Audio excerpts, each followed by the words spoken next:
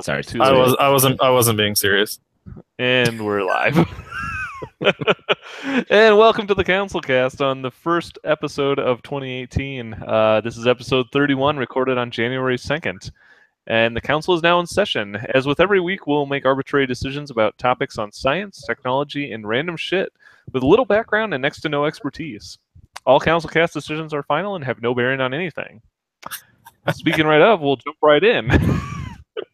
Man, I need to go back and watch all the other council casts and figure out what the hell we talked about like 5 years ago. Did you go back and watch them for reference? Episode 31.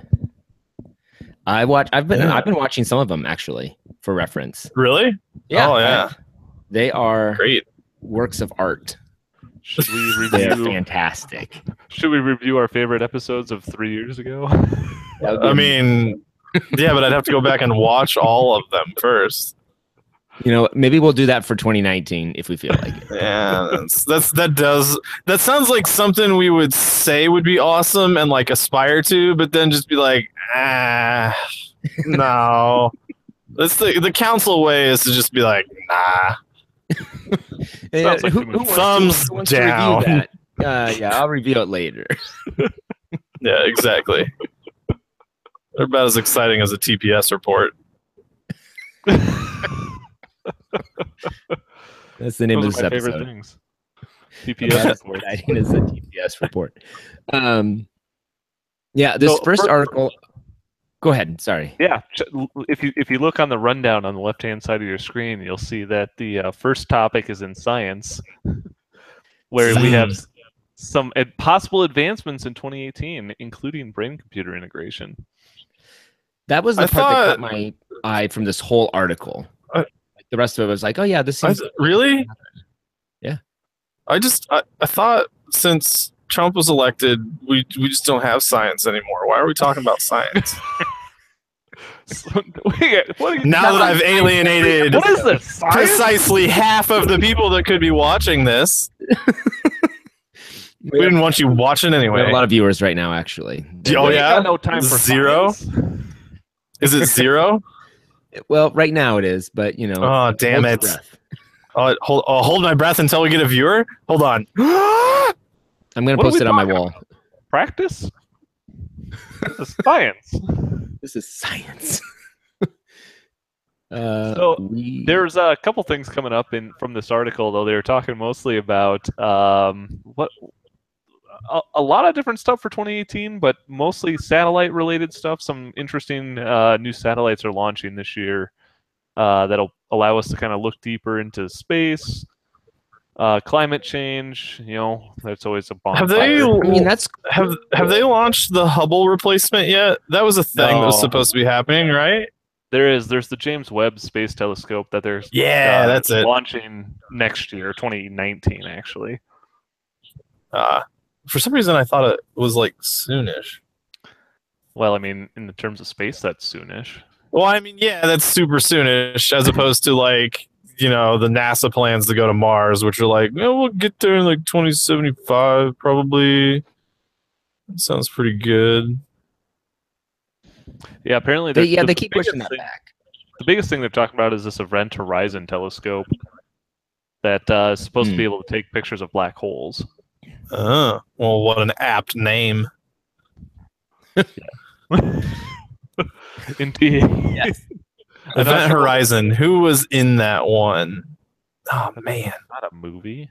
It is absolutely a movie. I'm looking that up. I'm trying to remember who. Is that the Bill somebody? Event Horizon movie.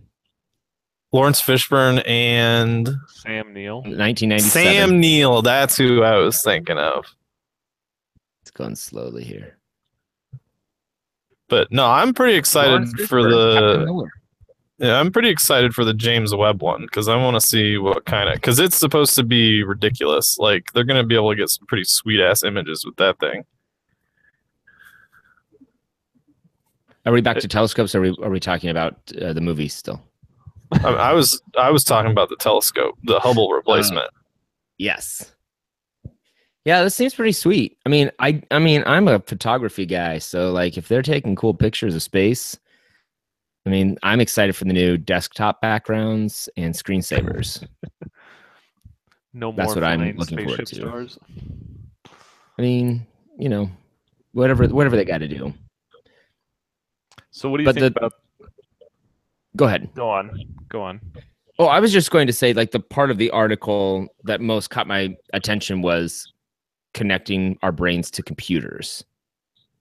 But are we going to vote on each part of this? No, we're going to vote on the whole thing, I think. Oh, okay. Well, I mean, I want to give like 2 fiery thumbs up to connecting my brain directly to a computer, because as soon as I can have the moment where, like in the Matrix, when he's all like, I know Kung Fu, I want that to happen as soon as possible. Yep. Yeah. Yep. Or equally as important, like just being able to send a text message from my brain. Kung Fu, though. Yeah, text messages from my brain. Think about how many I would send them like constantly. Are you gonna let them? I would just like live tweet. So are we talking like wireless communication with my brain, or are we talking I gotta hook up a actual physical interface to my brain? I think an actual physical interface to your brain. Like implanted? Yes. Well, yeah. See, that's you don't know what hardware problems they might have, man. Like, you want to talk about like remember the issues with all the fucking God, why can't I think of pacemakers? Like you could like jack with those, yeah. I guess I don't know. I guess connected to your heart is worse than your brain. Maybe, I don't know. Arguable. I think that's very concerning. I don't know if I want some dude hacking into my brain. The startup is working on a way to meld the mind with a computer interface by implanting neurons in the brain. According to an interview with the website Wait, But Why? So, this sounds totally legit. Well, I mean, Elon Musk said that he's backing some company that's doing it. So, I mean, clearly that means it's going to come out in about 10 billion years. I mean, he's going to come out and say, I'm backing this thing, and our plan is to do one per week. I think we lost him in the snow. He just went in the ditch. Okay. Well, call us, Matt. This week, just like the fucking Model 3. Exactly. And he'll go 100% agree with you. Dig a big fucking tunnel under something. That makes perfect sense. 100%. I know. I thought so. To be clear, I'm a huge Elon Musk fanboy. It's just you can't trust any fucking date he throws out. You can trust that he's going to get it done, but you can't trust the date he says. We'll have it done by July. Get ready for some crazy 4th of July fireworks in your brain cells. Yeah, I mean, the nature it's not just Musk working on it, because it is Musk plus the military and medical people, and they say that they have some applications already that are working. In the most interesting thing I thought is that there's a Brain-Computer Interface Society international meeting. So, it's got to be legit if there's an international group for it. Well, that's a mouthful. We're an international podcast, so that's what makes us legit. Yeah, absolutely. Pretty soon, when I'm traveling full time, I mean, the show will both be airing internationally and recorded internationally. So we could compete with these brain nerds. We're about the same level. Thumbs up. All right. So overall, Matt gave 2 thumbs up earlier. Thumbs up to 2018. Is that what we're saying? End of podcast. I'm saying definitely thumbs up to this. I like this article with all the cool, cool sciencey stuff happening in 2018. Yes, I'm all for that. And I think that the telescopes and let's see, there were the telescopes, see more of the universe, climate change, confronting that, definitely. I mean, that was a cool thing too with the global thermostat and like capturing heat. Like, if somebody can figure out a way to actually capture the overheating happening, and do something with that. I don't know. Seems good in theory. Who knows if it'll be a practical implication or not, but if it'll actually work. But yep, some pretty cool. I like technological advancements for 2018. I'm thumbs upping. Thumbs up. Right. Matt? Thumbs up. His picture says it. Apparently. All right. Well, moving on to the next thing in our rundown. If you see on the left side of the screen, we have that Apple confirms that it has built-in obsolescence for iPhones. So, nice job, Apple. I think this was probably the biggest news out of the last 2 weeks is that, for everybody who doesn't know, some guys were doing some testing with iPhones, and they found out that, as you update your software and everything like that, everybody tends to complain that your iPhone gets slower. Well, it turns out that they kind of did. As Apple released new iPhone iOS updates, what they were doing was that they were basically, it was in response to battery degradation. And what was happening was that as batteries tend to age like they do, they tend to be able to not provide as much peak voltage output as what they used to be able to. And a couple of years ago, maybe a year ago, there were some complaints that iPhones were shutting off when they weren't expected to, because most likely the phone tried to draw more power than what the battery could give it, and it just shut off. And so Apple's response to this is that they actually artificially limited the computational power, or downclocked the processors and the CPUs to basically allow the phone to draw less power and to be able to keep your phone running. So their background is that, yeah, we did it to make everything better for you guys, because you're all the best. And what ended up happening is that it turns out that, in fact, they were slowing the phones down because of the batteries. So it's like either your phone was going to run slower or your phone wasn't going to run. Can you hear me now? Going to die more often. Yeah, we can hear you now.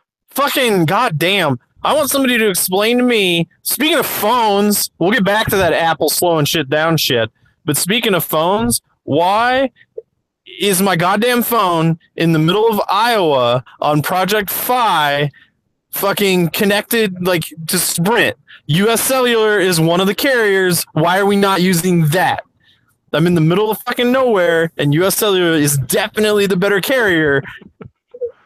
And it's supposed to be auto switching and super smart and stuff. And it's I don't know, Sprint seems good.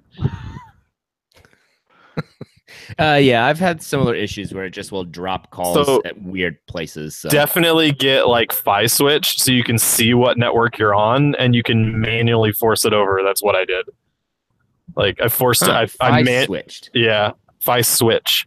I forced I checked. Download Phi switch. I checked and it was oh man, you're running on Sprint. And I'm there's the fucking problem. Look, I got 3G. Great. I know US Cellular is the better carrier right here, and I flipped over, and here we are, just fine. Is it a paid app? Probably. I think it cost me $2 or $3. It's totally fucking worth it though. There's our advertisement for the day. Fucking buy Phi Switch if you're on Project Phi. Phi Switch. Launching CouncilCast and beyond into 2018. What about those Doritos Locos Tacos? Our main sponsor, Doritos Locos, has dropped us for this episode, but we're renegotiating. We're working on it. To be clear, they're in no way a sponsor of our bullshit content. Unless they want to be. Our zero viewers are really concerned about email that. Us Man, I will eat a Doritos Locos Taco on air. Yeah, Doritos, if you want to, we will sit and eat. All we will do, you will have an entire hour-long podcast of just eating Doritos Locos. And us making sounds of general agreement, and Yeah. Goes want to sponsor our podcast? We are happy to eat Google Pixels on air. And no, I'm not eating a phone. I don't know how to sponsor things. So if you want Silas to eat a pixel on air, you can email him at silas@councilcast.com. That's how our emails work. That's totally a real address. Email that. You won't get a bounce. No bounce. No bounce. All I have to say is, like, back to this iPhone thing, I'm really frustrated with Apple about it because I want Apple. Have they tried to cover? Have they tried to give a reasoning? Yeah, their reasoning for the slowdown is that they were doing it to improve your user experience. So basically, they said we're going to make it slow. We're going to slow down your phone all the time if your battery is old and it cannot provide as much voltage or amperage as it used to. And so basically, it comes down to that they never told anybody that they were going to be doing this. And so essentially, what it ends up looking like is that their phones are super fast and super awesome for about the first year, and then they super suck after the first year. I mean, yeah, can we not fool ourselves and just say it's because they absolutely want to sell new devices? Yeah. That's absolutely why. Like, whatever you say, Apple. Like, come on. Yeah, well, people are having problems and blah, blah, blah. Okay, whatever you say, Apple. Yeah, so, and here's the thing is that their fix for it is that they will now lower the price of getting your battery replaced, right? So it used to cost $80, I think, for you to get your battery replaced. They're doubling down on it being the battery. It was confirmed that replacing the battery does fix the issue. Really? Yeah, so the guys that changes things a bit. The guy who found out about it, he basically he had his iPhone, he ran a benchmark before he replaced the battery by himself, and then ran the benchmark again and got a better score. Okay, so maybe I'm being too pessimistic, and I'm willing to attribute this to them making a decision that users would rather have better battery life than maintain performance. Yeah, and I don't know whether they're right or wrong, but I can totally see how it would seem shady, and I could absolutely see how users would rather make that decision themselves. So why not make it an option? Like, if you don't like it, like if make it so that you can make it the default if you want, but make it so that a power user, a user that knows what they're doing, can go into the settings under like power management and turn off like the granddaddy device option or whatever they want to call it. And I think you're absolutely right. And the biggest deal is that they made this change as a blanket across all devices across any power level, and they never told anybody about it. And that's what they're really getting caught in here, is that they just didn't tell anybody. If you would have said, we released a software update, if here's what your battery life is, here's what we're going to downgrade you to, and that's all available in the software. And then you can then make an intelligent decision that says either turn it off. I don't care if my battery dies or my phone dies if it's at 40% yet. Or if you would say I'll pay the $80 and go get a new battery, you at least now know what you're getting into instead of just things get worse. If they had done that, if they had been upfront, people would have been. They would have their phone sales and battery sales would have gone up immediately. Well, it's going to be battery then because of the battery. Well, the battery is not necessarily. I just don't understand why they make that like a super shady caged feature, like quote unquote feature. Like they're claiming it's a feature. People are claiming it's bullshit. But I can totally see their side on it because they've probably got the data that says people would rather have better battery life. Like they almost certainly. I don't know. You never know in these situations, man. Like I've worked in big corporations before, worked in small corporations before. Somebody either made that decision based off data, or some rogue fucking product manager somewhere was like, I'm making a decision right now about this, and that didn't fucking get approved by anyone but that person. Well, so here's another theory, though, to the whole thing is that it's not just somebody made that decision, but the other theory is that Apple is actually overclocking their processors from day one to give them better performance. And so what happens is that as your battery ages, your performance actually goes down to maybe what it was stock.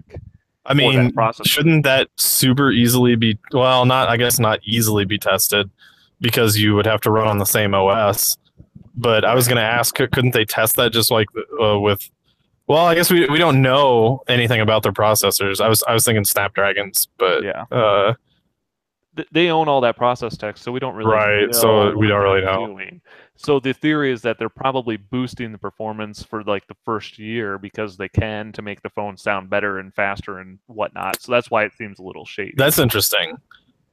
Plus, after knocking it down after a year, depending on how much they're cranking it up, you might be extending you would be extending hardware life in general because you're backing off on the clock. But so yes, at the end of the day, it's all anything that would be actually great for the consumer is going to be bad for Apple, according to Apple.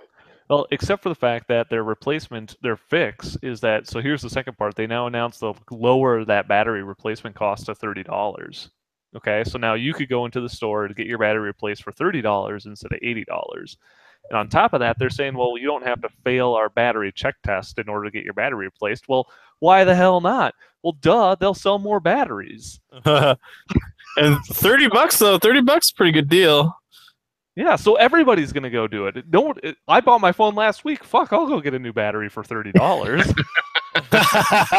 and here's Apple playing the long game where they planned this all along. They knew that if they had the battery cost at $80 and then they did all this hubbub and then lowered it to 30, that they'd just make more sales. They know what the fuck they're doing.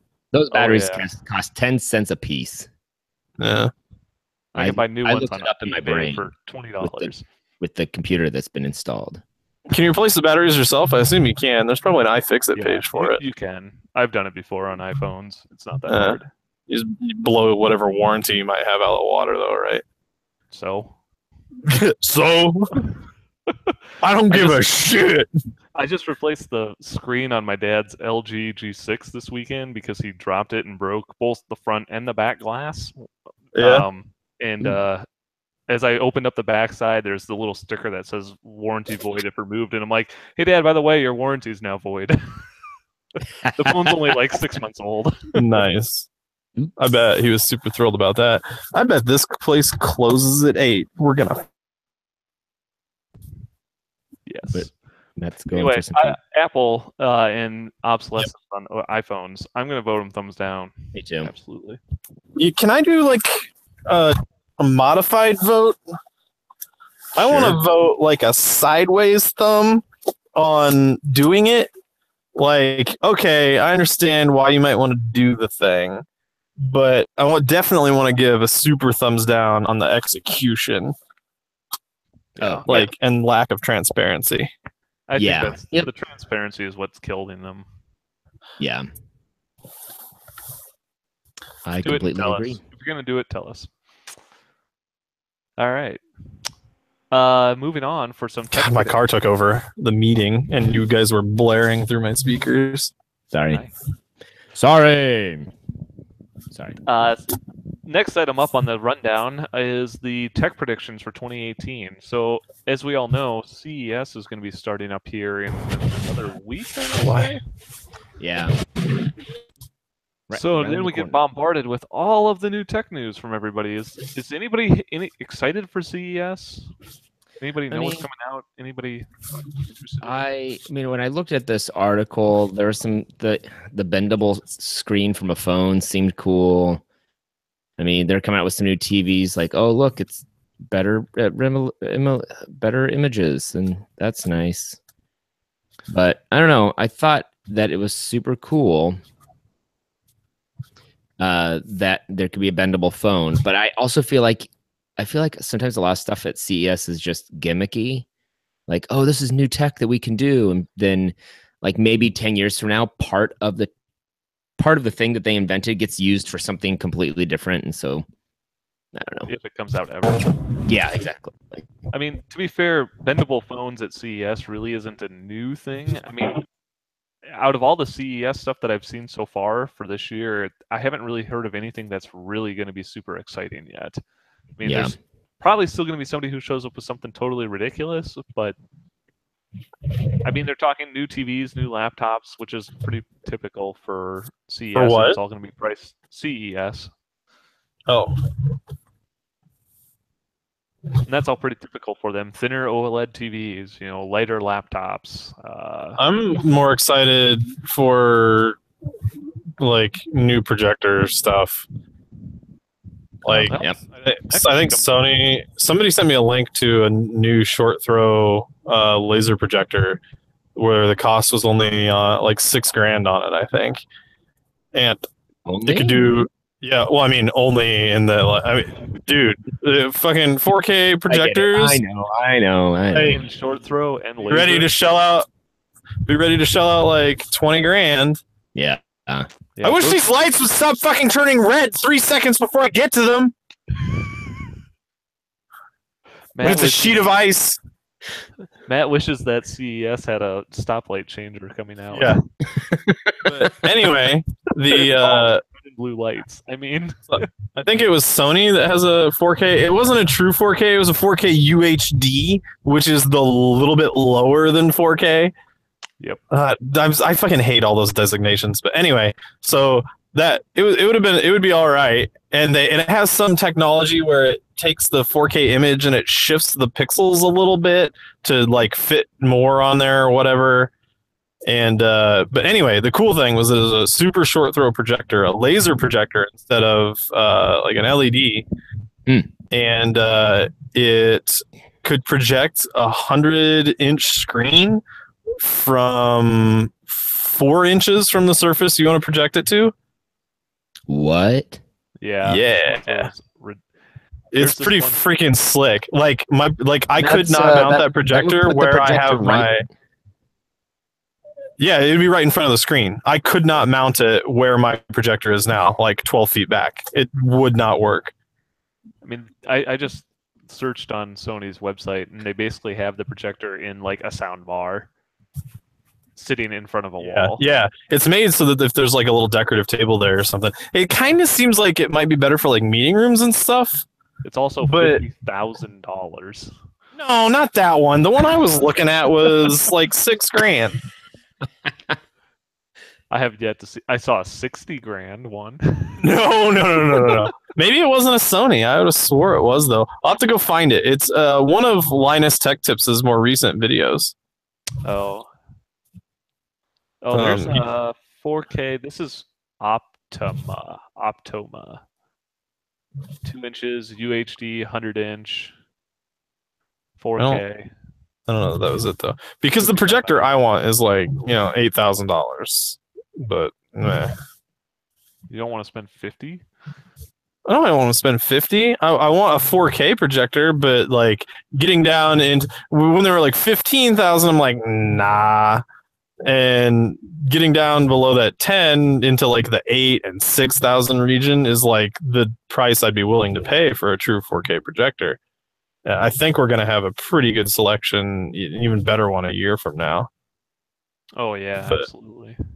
We'll see. I don't really know what the projector life cycles are like whether they refresh them every year or what. But it seems like last year around this time, if I wanted a 4K projector, I had to just be like, shit, okay, I got to shell out the cash. And now it's a significant less amount of cash. Well, it's always going to get cheaper. Yeah, that is. So that's always a good thing. Yeah, that's definitely nice when. I'd rather have an OLED TV, but I don't want to spend. Really? Well, see, the problem is the distance that I sit downstairs in my home theater. OLED TV. How much is a 110-inch OLED TV going to cost me? That's fair. A lot. Yeah. Yes. I don't really have room to put a projector in my living room, so the problem with this conference, like the CES in general, for me, is that I'm personally not ever as invested in the things that are coming out there as I am in the NAB conference, which is like specializing in film gear specifically, and so I get really excited about that. And so with this, I was just like, yeah, I'm sure that'll be cool. I'm sure some of it will be neat. But like that projector definitely sounds pretty badass because when my wife and I get we're looking at buying a house in another 3 to 5 years, something like that. And at that point, I'm going to want to trick out my movie room with a kick-ass projector, and at that point maybe it will be $3,000 rather than $6,000 or something like that. So I mean, that's what you hope, right? Like, my projector was $2,000, and I think I ended up spending roughly $10,000 to do the basement. Mm-hmm.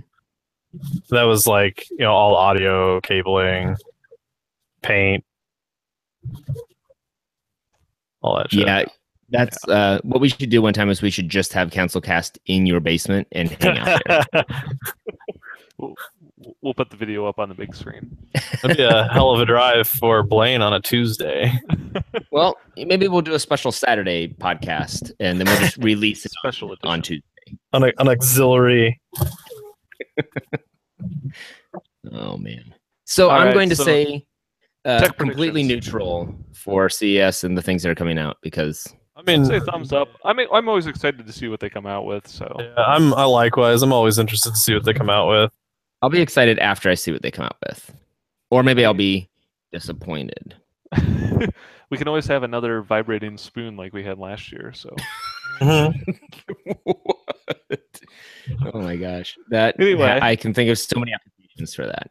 Hey, don't make fun of it too much. There's some of those spoons are like are hooked up to like fucking gyroscopes and shit, and it really helps people with Parkinson's. yeah, that's actually true. You should look up some of those. They're pretty freaking sweet. Well, that was one of the applications I was thinking, so not really. Clearly, obviously. There's no sarcasm when I start talking about it. With that, we'll move on to Germany, who is going to start fining companies or social networks if they don't remove hate speech from their website. This is both a step in the right direction and a huge leap in the wrong direction, like simultaneously. I think it's a scary topic. It's a very interesting. You're also talking about Germany, who is arguably the most sensitive to any form of hate speech. Exactly. Like, as far like country on the planet. Like, for good reason. yeah, for a pretty good reason. Yeah, obviously take this with a grain of salt where it's located, because as you mentioned, Germany does have its own issues. But I mean, it and I don't know what their laws are in terms of free speech over there or not. But I mean, clearly, if this was to be something that would happen in America, there'd be people all up in arms about free speech. Oh yeah, I mean, the thing is, the EU has made a similar request, according to this, that they start taking down things of hate speech. And I don't want anyone listening to this podcast, our one viewer right now, hello viewer, I don't want you to think that I am hugely in support of hate speech. I'm not. But what I am concerned with is just the First Amendment rights that these actions from these companies and bleeding into the EU could leak into the US, and how that could cause a chain reaction where eventually, you're very limited in the things that you're allowed to say, and that goes against the First Amendment and one of the main founding things for our country. So, and I don't know if hate speech is defined in this law or somewhere, but I mean, how or who is going to be defining and policing that hate speech? Yeah, exactly. Exactly. Is it going to be left up to the individual social network companies, or is it going to be up to the public, or is it going to be a regulator who sits down and reads every single post on Facebook? I don't know. And how are they going to hold them liable for that exactly? Yeah, because if they say, you can't say X, Y, or Z. And do they have a list of things that are considered hate speech? And I mean, the 24-hour thing, it's just, it just seems like it's going to be a lot to manage that successfully and fairly. I mean, yeah, and that's a good point. They're giving them 24 hours to remove those posts. And I think that what's probably going to happen is there's no way an individual human being is going to be able to police every single post that goes online. So what these companies are probably going to have to come up with is they're going to have to expand the existing software solutions they have today to scan and auto-delete posts. And you're probably going to end up with more false positives because they're going to over-redact more than under-redact. Yep. So it's kind of hard place to sit in there. But I mean, I think at some point, hate speech isn't good either. So, I mean, it's right. And then what if here's the conundrum too, is that if a news organization hosts the direct quote of hate speech from someone else on their site saying, "Oh, so and so said X, Y, or Z hate speech thing," then is that post going to be taken down? And how are the computers gonna be able to monitor and decide between those two things? So, yep. So I don't know. I'm not sure how to vote on this one. Yeah, I want to give one thumbs up for fighting back against hate speech, and one thumbs down for the eventual possibility in the future of limiting free speech. I think that's okay. In negative ways. So it balances out to an equal, and I don't know if this is yet or not. Hopefully it is. We'll just have to wait and see, I guess. Matt? So I feel similarly to what you just said. Like that it could be like, I understand why they're doing it, but you know, we kind of take the stance in America of we really don't want to be limiting speech. Yeah. So tough call. Enough. All right. Moving on to the next item on our rundown here is that in the completely opposite direction, Comcast is apparently giving its employees bonuses because net neutrality is dead. So, this is probably my favorite article from the last couple weeks. Is that Comcast said it is going to give every one of its employees a $1,000 employee bonus in response to net neutrality being killed. So, congratulations. Oh my gosh. If you work for Comcast, hopefully you got it in time for Christmas. I don't know if they handed it out yet or not. They probably won't. I don't know.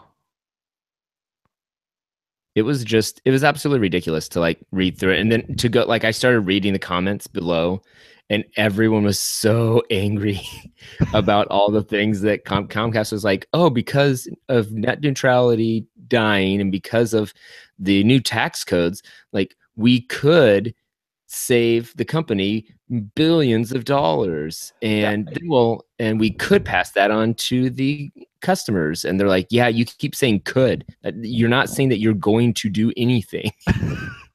That's exactly right. I mean, I don't know how many employees work for Comcast, but I mean, I imagine it's more than a couple dozen, and that this money, it could easily, go to reducing costs for consumers. It could go towards improving their internet broadband. It could give access to more people. Yet they're just saying, fuck it. We're just going to give it to everybody else.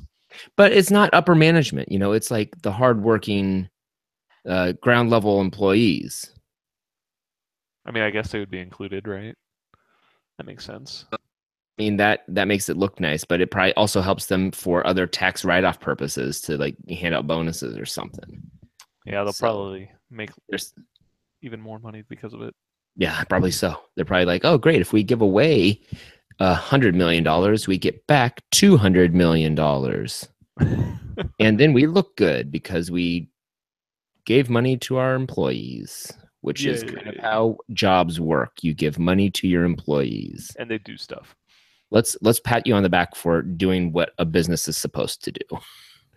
I'm voting thumbs down on this one. So we were kind of talking about something like this at work today. Like we were talking about the Comcast, or not the Comcast thing, but ISPs in general. We would like, or specifically, I said I would like to see a documentary made about, and if there is, I would love to know about it. About what happened to how much did we give the telecoms? Was it $400 billion to make some badass broadband infrastructure? They were supposed to take that and make it so that super high speed internet was everywhere, right? Sure. I can't remember how much money that was. I'll have to go look it up. And I super don't know the details, but I would love to know what happened to that money. What did they actually do with it? Because I've read all kinds of shit from just nothing to cocaine, horse races. They're giving like used it like what was the shady thing I just read that happened? They like used the money to get the definition of what is considered broadband redefined to be lower, so they would already meet it or some stupid shit like that. Like I wish I could remember where I saw that. I'll have to look it up. Well, I think that probably could be true because the funny thing that I find is that they keep redefining this whole broadband definition in the Senate and the FCC and everybody, and it's just like, what does it matter what the definition is anymore if we're not going to stick to one single thing because we keep changing it every other year? Yeah, don't look me in the face and tell me my 20 meg internet is fast. Like. That's just like you're not even giving me a reach around at that point. Like we want Google Fiber. Like I guess I mean, and I am like on the spectrum. I'm the least tolerant of slow internet speeds. So like I will freely admit that if somebody's like, well, what speed should you have available? Oh, I'm gig up, gig down. Like that's what I should have available to me. Yep, but I agree completely. But if you don't demand that shit, you're never gonna get it. And I think you're right. We're probably a little less tolerant to slow speeds than other people are. Because I remember I was living with some people right after college, and the apartment building gave us internet for free, and it was like 1 meg down. I'm like, that's not even. You can't do anything on that. And I was like, F this. So I signed up for some DSL because that was all that was available at the time. And I asked my roommates if they wanted to be on it too and share the cost, and they're like, "Nah, 1 meg's totally fine for me." And I'm like, "Okay." What do you do on the internet? Nothing. I mean, you can run on 1 meg, but you're not going to be able to do anything that most people want to do. Yeah. You can't stream Netflix. Go download like a Chrome add-on or a Firefox add-on that can throttle your speeds to make it so that you're pretending like you're on another connection. Like people use that. Like those exist for testing it. Throw it down to 1 meg and see how your browsing experience goes. We couldn't even do this podcast on 1 meg. I don't think. Probably not. Not well. Fucking shit. It'd be like if someone was driving in their car during the entire podcast. I mean, it'd be worse than that, I think. I said it'd be like someone driving in their car during the entire podcast. Nothing. Oh yeah, that's basically what it feels like right now. And you're probably on like 12 or something. 10. Man, I can't believe this is still on. I just got on fucking computer now. So anyway, yeah, thumbs down on Comcast. Yeah, for sure. I mean, I don't care what Comcast does. Dude, any chance thumbs down on Comcast, I'm giving them a thumbs down. For anything, it doesn't matter. For anything. Comcast cured cancer. Nobody fucking wants that, Comcast. Not from you. All right, the last thing on our rundown list here is that probably one of the weirdest stories, I would say. If the last one was my favorite ridiculous one, this is my favorite weird one. But a baby that was conceived in 1992 was just born in November. I saw that shit. It's the real question is, what age do they get to claim for Social Security? I would assume when you're born, since you don't get your Social Security number until you're born, unless your parents go right after they conceive you and say, "Nope, we're having a baby." Although, here's the real question: if the baby had been born / conceived in China, they add a year to, like, when you're born, you're considered 1 year old. You know, this gives me, man, this is like a budding start of an idea to a sci-fi concept. Like I'm not sure how to like figure out the details yet or what things would impact this, but like the whole where you're conceived also matters. So if you were conceived in the U.S. but born in China and you're Chinese citizens, like you also get U.S. citizenship. This is going to be like one of those paperback novels, straight like terrible romance novels.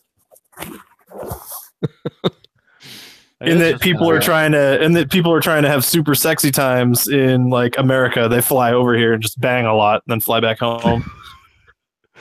America becomes the bang the bang country.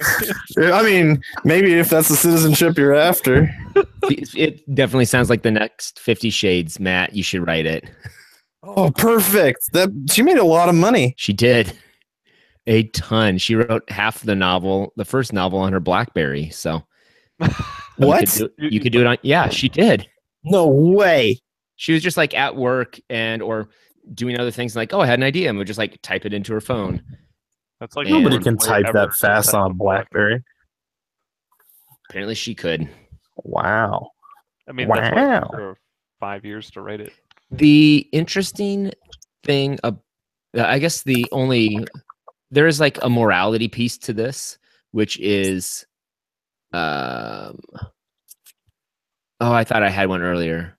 Like I said, this was gonna be a rough podcast. We've been driving, like we drove 3 hours north to visit friends from where we're staying right now. Then we drove another 3 hours from there to Minneapolis to visit friends. Then we drove like 6 hours over to Chicago to visit friends. And then drove another 4 hours today to get back to where we're staying now.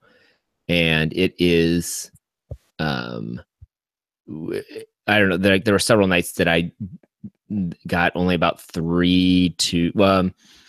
to 6 hours of, 4 hours of sleep. I average about 4 hours sleep most nights. Not a normal amount. Not for me. Probably not for most people. I usually do fine with about 7 to 8 hours of sleep. So like if I hit the sack at midnight and I'm up by 7:30, then I'm fine. Like more than fine. Oh, by the way, I'm fine. I like how Lucas is not here, yet he's in Discord right now. Oh, what the hell? Whoa. Message him. I'm going to give a thumbs down to that. Thumbs down to Lucas. Fucking thumbs down. I want to say thumbs up to the ability for people to have families and have kids when they want to with science now. That's cool. But I want to give like I don't know if I want to give a thumbs down to, like, the other point is, what was the other point? Oh, because I read this whole article about being a sperm donor the other day. And so they're like, do you feel comfortable with lots of your kids running around and being the father? And so like, I'm wondering if these families will have any leg to stand on for like financial support from the people who donated. Why would you get financial support from the people who donated? I'm not sure if it was a donation. Like they had to pay a ton for it, but technically it's not their child. I don't know if it looks. Why not? She did. She had the baby via IVF. So I mean, it was just a fertilized egg that was frozen from somebody else, and she just gave birth to it. Right, but I mean, it's not because it's not sharing the same DNA. Like I know that there are like weird cases where people are just like, oh, let me sue for money now because I found a loophole. So, you mean the people who gave the egg, maybe? Or yeah, maybe they could be like, we want our kid back. Like, thanks for hatching that. So this is going to be another council moment. Oh, good. Like, in that I am not an expert in any of that in any way whatsoever. Yeah. But I am willing to guarantee you that before she could even be inseminated with that shit, they waived everything with regards to like being able to do anything after the people who donated the sperm or the egg. Well, that's the same thing that happens with sperm donation, though. Like you sign off and say, I don't want to be contacted, and I don't have to pay child support or any of that. And then kids are finding their sperm donor dad 20 years down the road or whatever. So Is that something that's happening? I guess I want to read a story about this now. Have you found your like? Do so. That's a good question. So my dad's adopted, right? And I have several friends whose parents are or they are adopted. Sure. Like, does a kid? First of all, do you tell your kid that they came from a sperm donor? And if they do know, do they have as much drive to find the biological parent as somebody who was adopted does? These are great questions. I am not, as far as I know, not to be clear, not every adopted kid like that, has a drive to find their biological parent either. Right. So, like, that's the only part of this article where I was like, oh, I wonder what the implications are for that, or like who. I wonder. Basically, I'm just wondering which party is going to be weird about it, right? Or will anyone? It might be like, this is like an amazing case and like nothing weird happens. But I know it happens all the time because they're saying this is just the oldest. Yeah. Yeah. This is the longest something been frozen. This happens every day. Yeah. I don't know. I think it's very similar to.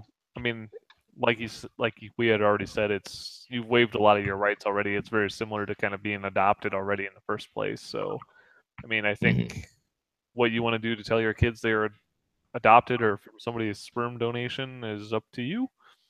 Yep. I'm not going to tell you what to do. All right, thumbs up then. I'll give it a thumbs up because I like people who can't have babies having babies. Thumbs up for science. All right. Well, it's good. And I think that's going to close out the week in the CouncilCast. We are now going to consider this council meeting adjourned. And if you liked what you saw and want to check out all past episodes of the CouncilCast, you could go to councilcast.org. And all of our podcasts are recorded live on YouTube, and you can also find the audio files on iTunes. Good luck. And if you have a topic you would like the council's decision on, you can email us at thecouncilcast@gmail.com or connect on Twitter at thecouncilcast or Facebook by searching CouncilCast. I love how we have such a just brazenly fuck you attitude towards anybody that might watch this, which is exactly what I want, by the way. That's what I'm going for. And with that, I couldn't tell. Thank you for listening. Goodbye. Goodbye.